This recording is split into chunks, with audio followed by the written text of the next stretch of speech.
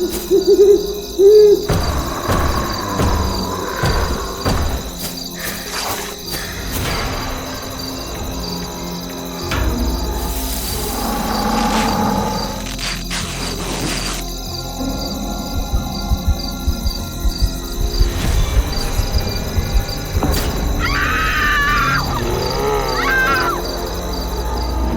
Edna, and I live in a village near the edge of the forest. The young girls here are often targeted by big wolves, and these red scarves dyed with madder roots are the only things that protect us. Edna, we need your help. Ruby got hurt and can't go into the forest. Can you take her place? Of course I can. Every year, the villagers send a girl into the forest to give offerings to the old witch, hoping she'll bring a bountiful harvest. You have to hand this basket to her and follow her instructions. And remember, don't lose this red scarf, or the wolves will smell you. I looked at Ruby, who was supposed to go. She looked at me anxiously, like she wanted to say something. I know going into the forest is dangerous, but I agreed to take Ruby's place because I want to find out what happened to my sister, Sophie, who disappeared 5 years ago. This forest is always foggy, damp and dark, making it hard to tell day from night. The only colours I see are from the mushrooms. I tried picking one, but even though they look pretty, they smell like rotten meat. I saw some bright red flowers too, but I didn't want to pick them anymore. I heard wolves howling all over the forest. I felt like a pair of bloodthirsty eyes were secretly watching me in the dark. But when I turned around, I didn't see anything. I felt really uneasy.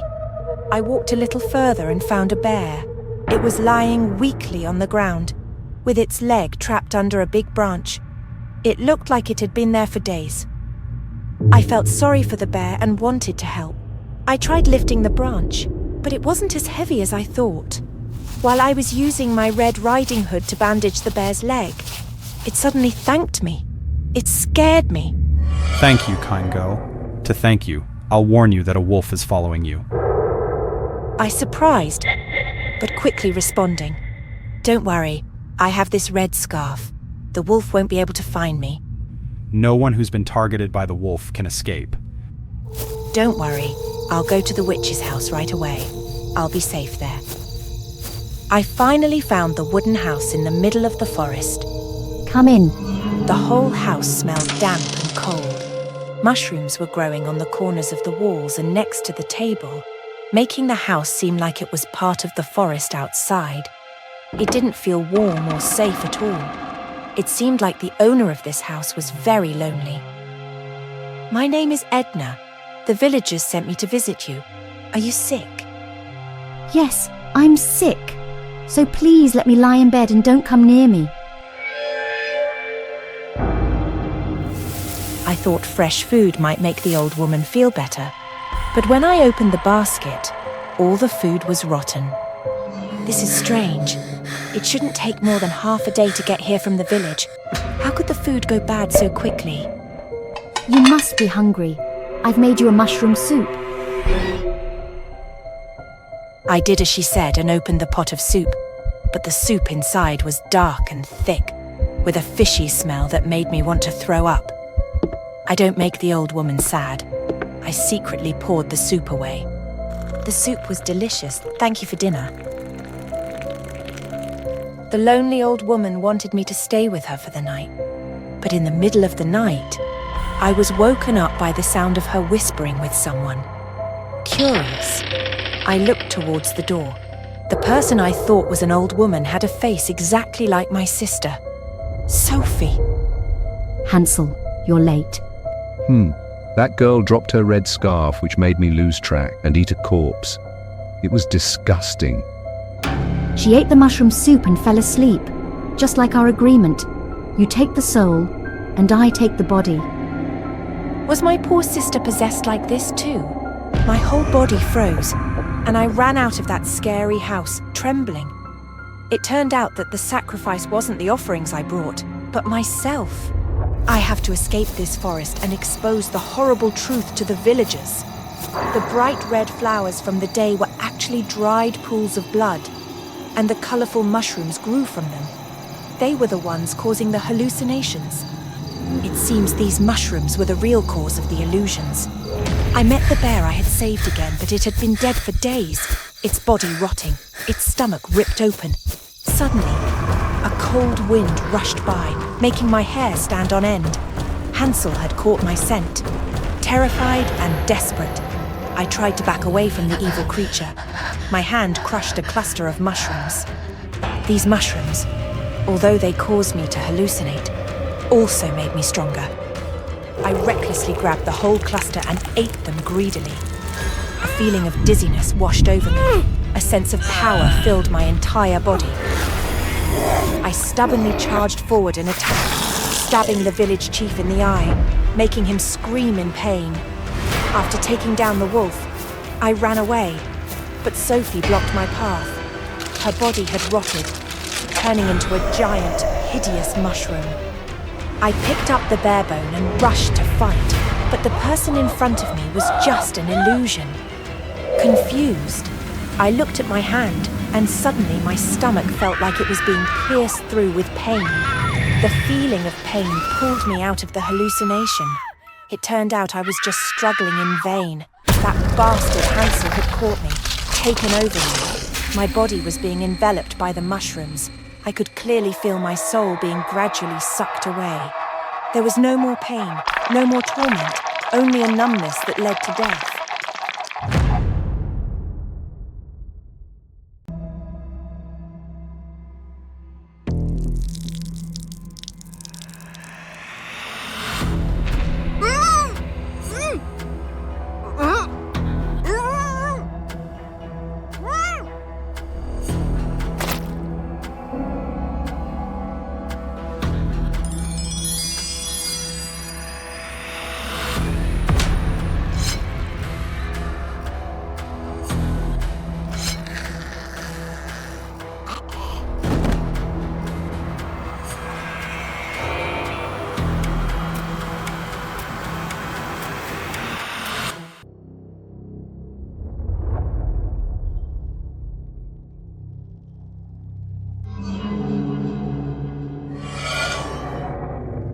What's going on?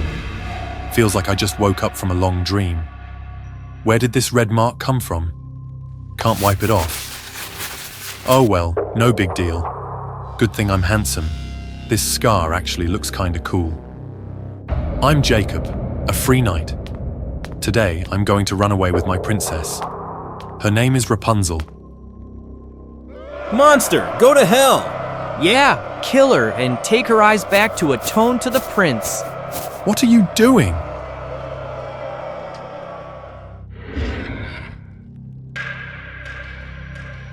She's Rapunzel.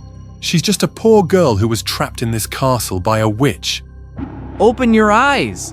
All we see here is a monster that just killed someone. Gothel is dead. Rapunzel. My Rapunzel. I anxiously looked up for Rapunzel. She was still sitting by the windowsill, but her golden hair had turned pitch black and her mouth was sealed shut. This must be Gothel's enemies. They came to harm both her and Rapunzel. These soldiers are no better. I'll make all of you pay.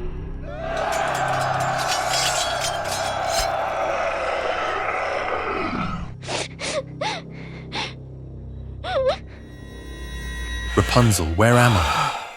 My body feels like something terrible has happened, but my mind is completely blank. Why am I here, with strange marks all over my body? Marks in places that could have been fatal. Could it be Gothel found out about me and Rapunzel and did something to separate us? I have to find Rapunzel right away.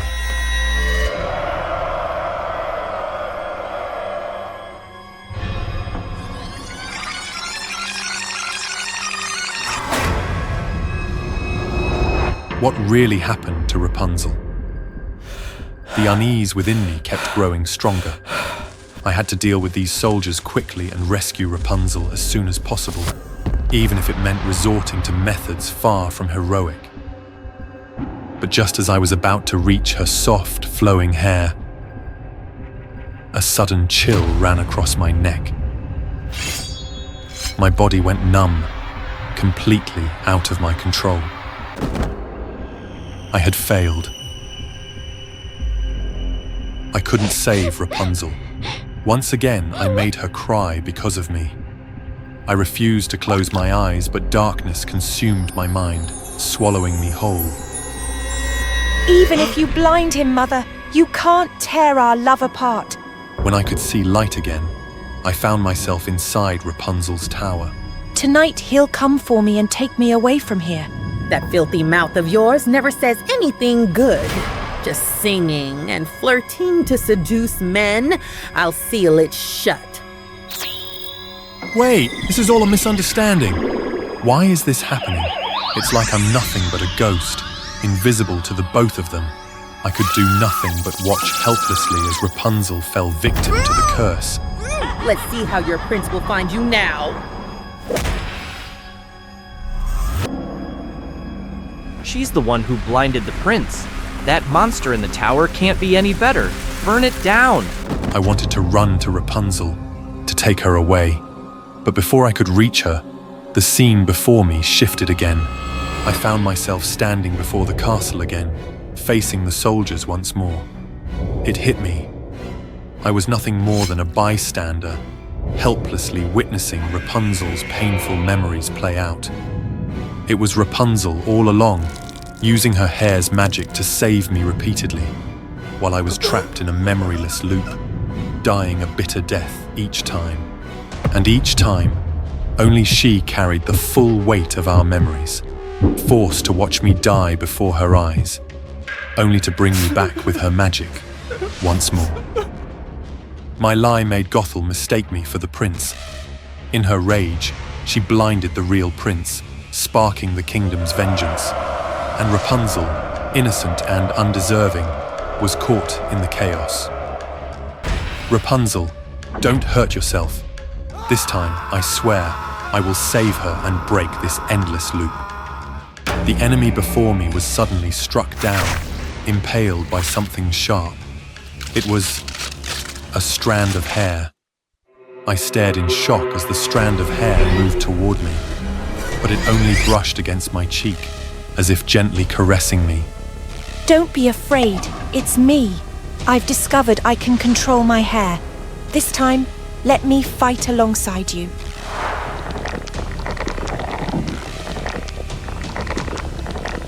Before my eyes unfolded a gruesome massacre, or rather it wasn't even a fight.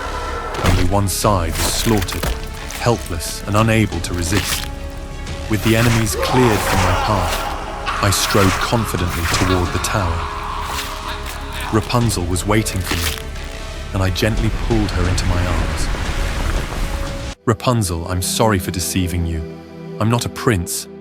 I'm just a cowardly knight named Jacob. The one I love has always been you, Jacob. I'm just glad you're safe. This land was no longer safe for us. I would take Rapunzel far away. Somewhere in the countryside, we would build a home together and live happily ever after.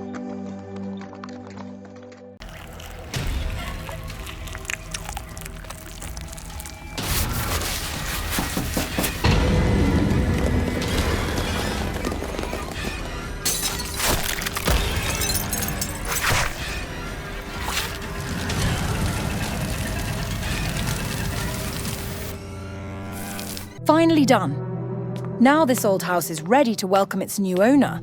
Hopefully the new tenant won't get too attached to it. I'm Susan, a real estate agent, but all the houses I deal with are old properties rumoured to be haunted. Why? Because we're not after rental commissions. What we really want is the deposit money from unlucky tenants. Tenants who can't handle the ghosts I personally create to scare them away. I'm absolutely confident about this scam. This old house has stood for over 70 years and is decorated in a Gothic style. Despite surviving a fire, the house remains mostly intact. This time, the tenant has paid a hefty amount to rent the entire mansion. So I've meticulously prepared everything to welcome my special guest, and I'm hoping he'll flee from this mansion soon enough. My client this time was a man named Paul. He was pretty young, but his way of dressing was, well, a bit odd. He carefully inspected the house, and while he was at it, I quietly observed him too. His suitcase was compact, but he also carried a bag filled with random stuff. Looking closer, I noticed a few exorcism tools inside, silver daggers, holy water, and a crucifix. Looks like I've run into another religious fanatic, I thought to myself. Paul suddenly asked, Are you Christian too? That rosary you're wearing looks quite special. I was caught off guard but quickly brushed it off. Yeah, my family's Christian. My aunt's even a nun. I glanced at the rosary and explained, it's a gift from her. But honestly, I just wear it as an accessory. Paul agreed to sign the rental contract on the spot. I smirked inwardly. Looks like this deal is going to be a smooth one. Before Paul moved in, I secretly installed hidden cameras around the house to monitor his every move and plan my scare tactics. Watching Paul sleep soundly, I smiled with excitement and began my first night of work. A terrifying scream startled Paul awake, making him look anxiously towards the window. At that moment, I vaguely saw his eyes light up. The window had handprints made of glowing water, a bit of red light, and a horrifying scream from the Bluetooth speaker, creating a spooky scene. I eagerly waited for Paul's reaction, but he seemed unfazed and went back to sleep. Looks like I underestimated him, but no worries, the fun is just beginning. The next day, I printed a picture of a human head, put it in a jar, and placed it in the fridge. I sat in front of my computer anxiously waiting for Paul's reaction, but Paul didn't seem scared at all. He looked straight into the camera and bluntly exposed my prank. I also tied a fake ghost made of white cloth to a string, making it fly in the hallway. Watching Paul's reaction, I couldn't help but suspect he was expecting something truly scary to appear. But whatever the reason, one thing is certain. He has no intention of leaving anytime soon, and I won't give up that easily either. This time, I decided to scare Paul myself. I snuck into the house with a spare key, carrying a large human skeleton model. But as soon as I entered, I saw a charred skeleton rushing towards me. Instinctively, I tried to use the remote to stop it, but it was clearly not one of my controllable props. I had encountered a real ghost. My whole body froze, and I tried my best to scream for help. In my desperation, Paul appeared and splashed holy water on the skeleton, making it scream in agony. I stared in shock at Paul and the skeleton, letting Paul drag me away. Paul calmly drew a strange circle and said, I am an exorcist. This house once belonged to an English landlord who killed many slaves and fed their hearts to his daughter, believing it would cure her heart disease. I will perform a ritual to help their souls find peace. I scoffed. You're joking, right? This is just another one of your pranks. Paul didn't argue and splashed holy water in my eyes. Suddenly, my vision cleared. Around me, dozens of ghosts appeared, their faces twisted, eyes burning with hatred. They were all staring at me. I felt like my 27-year-old worldview suddenly collapsed. I wanted Paul to say something to me, but he was focused on his exorcism. The ghost of the landlord seemed to sense the danger. He used the mirror to command the slave ghosts to break Paul's protective circle. I was confused about how to help Paul. Suddenly, the wound on my hand heated up. My arm was being controlled. I remembered the wound was caused by that ancient mirror. The landlord must be using it to control me and harm Paul. Just as my fingers were about to pierce Paul's artery, Paul suddenly opened his eyes, stopped my hand, and grabbed my rosary. With just the rosary beads, Paul easily destroyed all the screaming ghosts around us. As I was about to run to hug Paul, a chilling sensation enveloped me. A strange voice echoed in my head. Finally, that pesky rosary is gone. Now this body will be mine. I looked in horror at my transparent body. It turned out they had been targeting my body all along, but I was always protected by the rosary. The landlord sacrificed his soul to to trick Paul into breaking my rosary so his daughter could possess my body. I tried to scream for Paul's help, but it seemed no one could hear me. Is this the price I have to pay for exploiting ghosts for my own gain?